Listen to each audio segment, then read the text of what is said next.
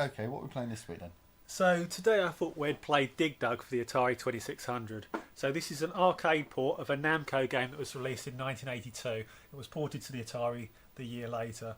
It's a fairly influential game with like a unique concept behind it. Have you got any experience in the game at all? No, none at all. Do you want to get to it then? Yeah, let's go. Right, so the aim of each stage is to just kill all the enemies effectively. Mm-hmm. You do that by blowing them up with a pump, essentially, like that, until they explode. That's somewhat a morbid way of killing something, Really harsh. but I'm sure they deserve it. Oh yeah. They can travel. Actually, we don't want to do that. The final bad guy sort of tries to make a mad dash for the end, so you don't get away. Nah, he's not making a mad dash yet. So you want to like the final one to be quite far away from the end. That's the basic elements of the gameplay, but you also have these rocks here which you can drop on the enemies, like, hopefully like that, and they can kill them. You get more points doing it like that. After you dislodge 2 rocks, there's like fruit that appears in the middle of the screen which gives you more bonus points. Like that. That's not Like fruit, so. that's seeds. Well, it's supposed to be pea. fruit anyway. So there are other ways to sort of get extra points if you know how it's done, you know. Yeah. If I can get him. Oh, bastard. Can you kill yourself with those rocks? Yeah. He's going to get away. Oh well, never mind. Just loses some points. They're coming for you, Rich. Yeah. See if I can lead him down here. You get more points if you kill them lower down on the screen. You can go lower. They're gaining on me.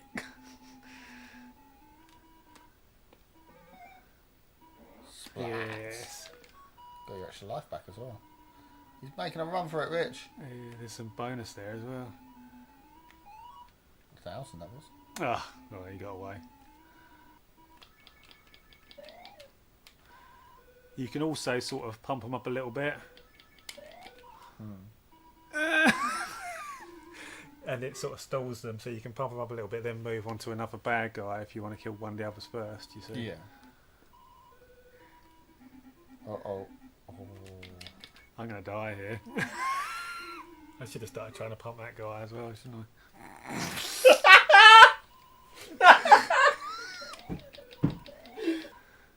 Inflating, that's what I should be saying.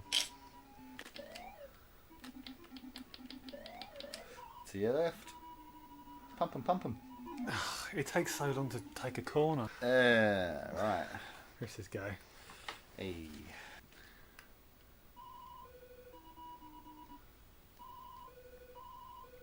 No, I don't like that. Oh,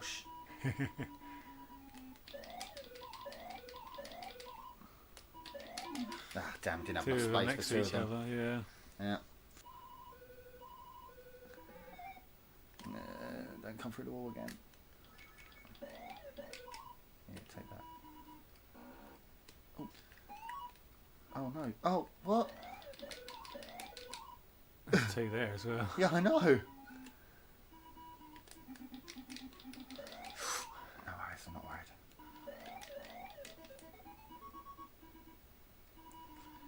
You're going to get the last one? Oh, yeah. So it's not clear when they're going to come towards you.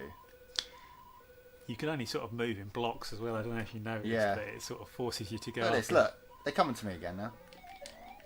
And I can either pump that guy and die, or stand under the block and die.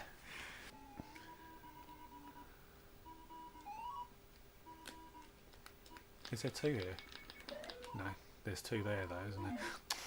I pushed up, and because it wasn't perfectly on a line, it basically Moved you moves you forward. forwards.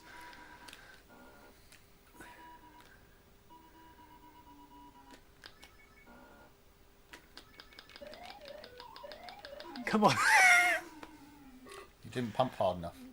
inflate. So childish, Chris.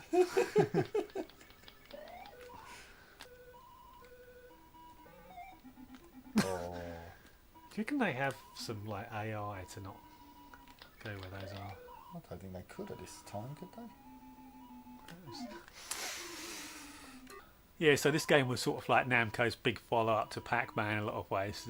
They'd had huge success in the arcades with Pac-Man previously, and whilst it never really hit the same heights, it was highly influential at the time.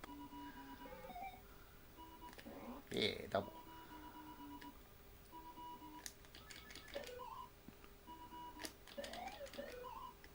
And oddly enough, there was actually a song written about this game as well by Chubby Checker, but it wasn't actually released. So the guy who did the, Let's Twist Again and such, he Let's actually dig again. wasn't quite that bad, but it did kind of sound like a lot of his other songs. But yeah, whilst it was unreleased, like many years later, it was sort of leaked. So you can listen to it on YouTube these days. It does sort of follow the gameplay as well. The music, the lyrics sort of follow the gameplay of Dig Dug to an extent. Can't believe that.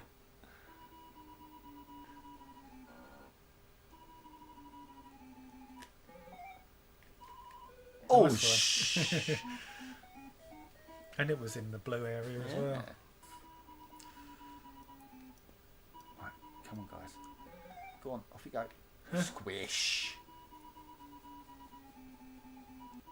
And this game did actually spawn some sequels as well later on. A second Dig Dug game, which was very little like this game actually, very, very different. And there was also the Mr. Driller series as well. I remember Mr. Driller. Which is sort of, I think it's supposed to be starring his son. So it's the character from Dig Dug's son in Mr. Driller. Ah. And those were great games as well on the Dreamcast and such.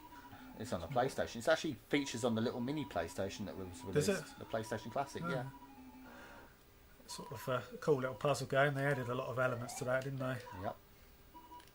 I quite like it. You took 3.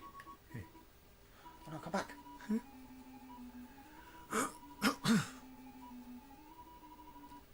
Oh, come back.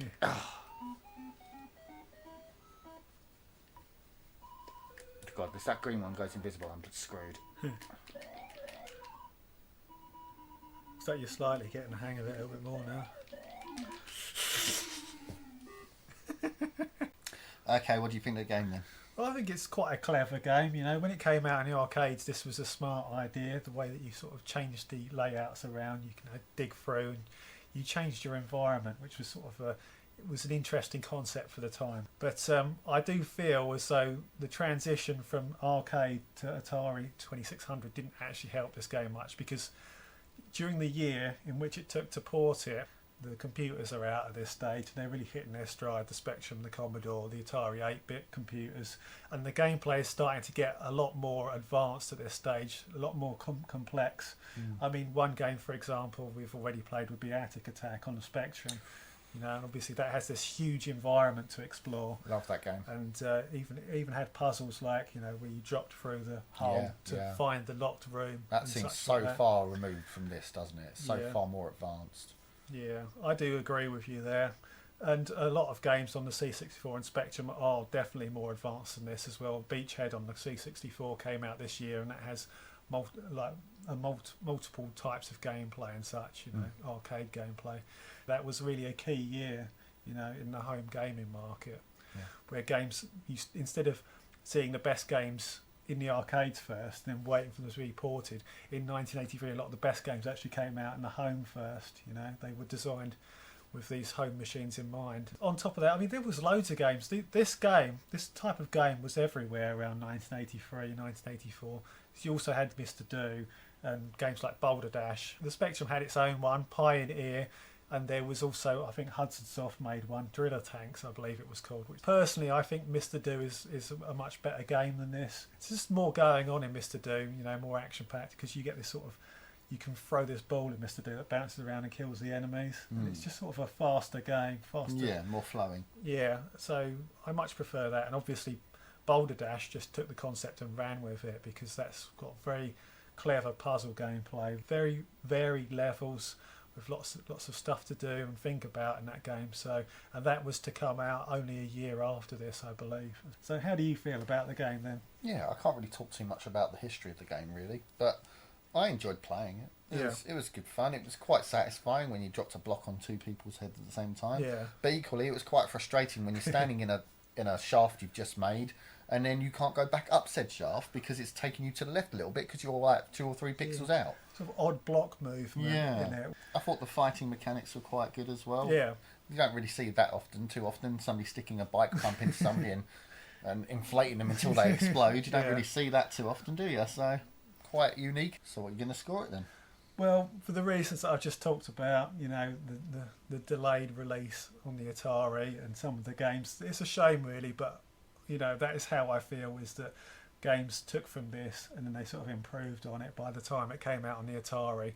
So because of those reasons, I'm going to give this Atari version a 4 out of 5 because it is still a very notable game. It's just that by this stage I feel like some other games, you know, had stolen its thunder somewhat. So what did you think then? Well, I don't feel it competes with Attic Attack at all, to be honest. I think that they're too far removed. But this is a very influential release, and if they ported it quicker and maybe given it its chance in 82 instead of 83, it would have done far more in the market. But it was outpaced completely by the time it came out. So for that reason, also I'm going to give it a 4 out of 5. Okay, guys, that was Dig Dug for this week. Quite an enjoyable game. Yeah, it's a fun, sort of simple game to just put on for a while. Good little time waster. Have a run through. Good little time waster. So if you enjoyed it, guys, please give us a like, comment on it, tell us what you think, and always subscribe to us because we are releasing great new content like this every week. And we will see you next week with another game, guys. Take care. See ya.